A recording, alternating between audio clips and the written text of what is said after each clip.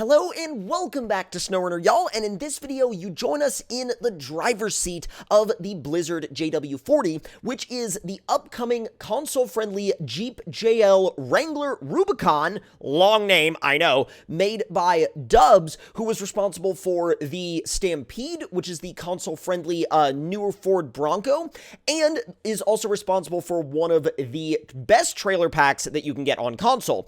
Now, what we're doing today is we're out here at Rockrunner's Mud Park because this trail over there on the right is a trail that we've kind of ignored for a really long time, and not because it's a bad trail. It's actually an incredible trail, but we haven't taken any vehicles down there in a very, very long time, and I figured what better way to put this Jeep through its paces than to take it down a really muddy, really rutted out trail, and not even just any really muddy, really rutted out trail, like a proper trail that is designed to literally sink you if your vehicle is not up to the task. So it's half adventure, half survival challenge. So let's go ahead and fire this thing up and head out on an adventure. And we're gonna go ahead and put it in low, like literally right out of the gate, because, well, let's just say it kind of needs it. And we're going to put the lockers on right out of the gate as well. And we got Beans with us for good luck. We've also got our backpack in the passenger seat. We've got like a sleeping bag in case we need it. We've got our, well, we've got some drinks in the back and the Dubs cool. We've also got our toolbox. We got a shovel in case we need to dig ourselves out of anything. And we're going to see how far we can go before this gets really, really, really bad. And already you could see how gnarly this mud is. I mean, if you want a realistic, like, mudding adventure, especially one that you can do with friends on console, oh my god, this map is incredible for it, because a lot of people come out to Rockrunner's Mud Park and they just use the large obstacles. They just go for the mud pits. They just go for the big jumps or the pond or whatever the case may be. But there's way more to this map than just those. I'm not saying to not use those. I'm not saying that those are bad. Those are incredible too, but the trails on this map are just absolutely amazing, and they're super realistic. Now, obviously, there's going to be areas like where, for example, there will be some graphical glitches and maybe some iffiness, you know, in terms of the way things present visually, but those are more SnowRunner problems than, you know, problems with Rockrunner's map design. Now, I'm gonna ease it through here. This is, like, already so incredibly sideways, like, or at least it was for a bit there. And I mean, if you ever off-road in the real world, you'll know that scenarios like that are not uncommon, especially in a Jeep like this. Let me ease it around to the side and try to get at least one or two tires up on the edge. Because if I get one or two tires up on the... Oh my god.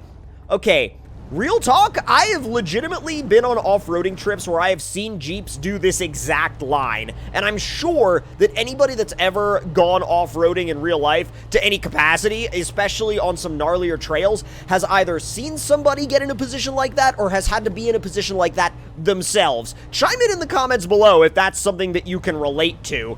Oh my god. Dude. Like, I am... Oh! I'm so glad I was in the throttle for that, because I would have just absolutely flopped it if I wasn't.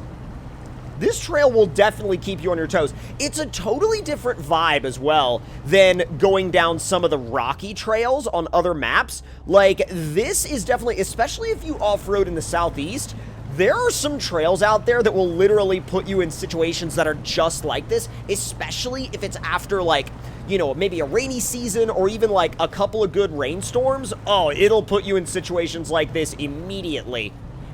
Okay, I'm really twisted up now. I'm trying not to oh, God. Physics issue.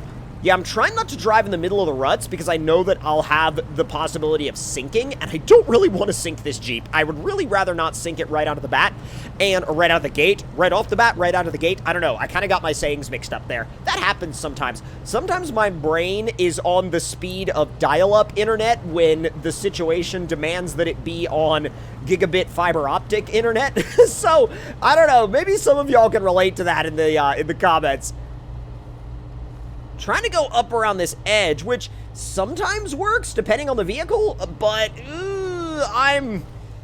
God, it really does force you to constantly be thinking about the placement of your vehicle. Come on, find some traction. Wow, traction is at a real premium right now. Ooh. Dude, I'm very scared to go into low plus. Let's see what happens if I go into low plus. Yo, what? It goes? I thought it was gonna sink. No way. Oh my god. I mean, I know that there's obviously a little bit of a higher chance of rolling over and of sinking if I'm in low plus. Woo! Okay. We're gonna be more careful from now on because that was almost actual doom. We were almost actually done. All right, I'm gonna go back into low because I am now spinning again, and I'm trying to use my winch as little as possible because we're approaching this from the standpoint of actually doing this in real life, because I gave myself one, like, rollover mulligan there, but still. Oh, yeah, this is where it gets bad. This is where I may actually have to, you know, pull out my winch line. At least pull it out a little bit more than, you know, more than I was planning on. Because here's the thing, you know, winching is not unrealistic. I've seen some people say, like, oh, why did you winch here and here? That's unrealistic. And I'm like, people go off-roading with winches in real life. I mean, if you've watched a lot of videos of, you know, different off-road trips, especially in areas that are gnarly, I mean, you'll see people winching. I've seen people have to winch in real life because they couldn't make it up an obstacle, or they maybe gave an obstacle like 3 different tries and they still couldn't make it up, and then they pull cable. That's very common in real-world off-road scenarios. Like, very, very common.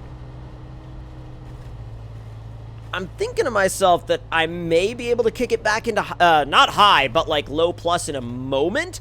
But those hopes are very quickly getting themselves crushed. Uh-oh. Am I on my axles? Oh, yo, I might be like actually hung up on my axles. Uh-oh. What about like low minus? Oh, that actually got me out. Well, if only for a moment. Only for a moment. The mud here is just like, I mean, I'm pretty sure the tires on this thing are 40s, and it is just absolutely swallowing up a 40-inch tire like it's not even there. It's swallowing up a 40-inch tire like it's a 33, okay? So, all right, let's kick it into low plus. I think we got enough grip for it. Yes, yes, yes, yes, yes. Ride the edge just a little bit, but not enough that you flip over. This is, by the way, an actual off-roading strategy to ride the edge of a rut like this. Oh boy. Oh boy. Oh! Fortunately, this thing is really well... Oh boy, that was close! That was a little too close for comfort.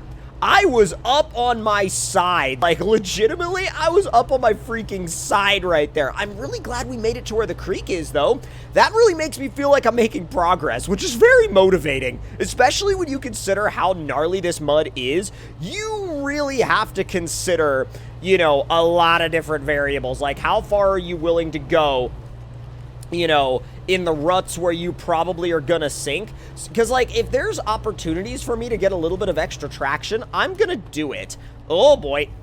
Okay, maybe not here. I'm gonna have to dial back my pace just a hair because, yeah, that was a little much. How are we looking? I mean, pretty okay? Not bad. Not bad at all. We got a little mud in the Jeep, but, like, I mean, who doesn't get a little bit of mud in the Jeep every once in a while? Especially, like, if you use it, if you use your Rubicon, you're gonna get mud in, on, around, all over that thing. It's gonna be so dirty, like, all the time. Unless you, like, never take it off-road and clean it religiously. But, like, I mean, I feel like that defeats the purpose of a Jeep. This is, like, half throttle, low plus. Not bad. I mean, genuinely not bad. This mud is just so nuts, though. Like, I'm being very careful because I don't want to wind up in a situation where... Uh-oh. Uh-oh. Come on, there we go, there we go, there we go. Yes! Yo, we're keeping some speed. I'm surprised. I'm really surprised. I know I'm kind of on the edge still, but... I mean, would I be able to drive in the ruts in low plus? I am, but it's just a hair slower. And I mean like a very small amount slower. Very small. Let's go. Yo, this thing gets down. Oh my god. I know I keep saying I'm very impressed with this Jeep, but I am insanely impressed with this Jeep. This Jeep is so good. Technically, this is still on the trail, even though I didn't go through that really deep mud pit in the middle.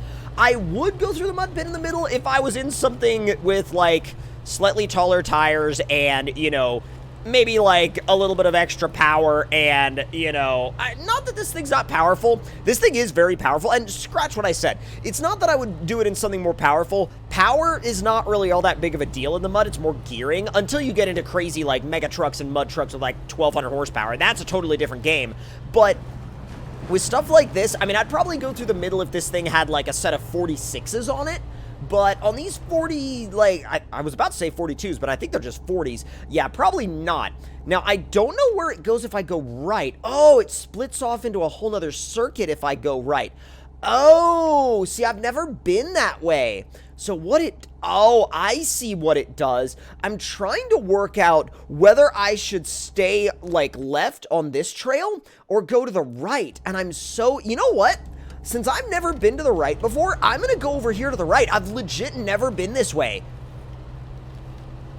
And I love how this map has been out for so long, and yet we're still exploring new trails on it. Because like I said, this is ground that I have never set tires on. Left or right? Virtual coin flip. I'm going left. Oh no. Like the second I went left, the whole Jeep was just like, shroomp, like it just sank. Oh, yo, what's this? Yo, we got a little bit of a hill climb? All right. Yo, I'm down for this. Okay.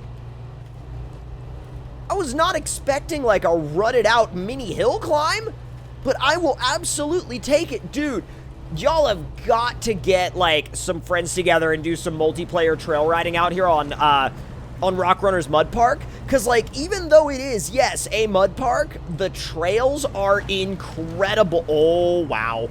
Okay, let's find a little bit of extra grip before we get completely bogged.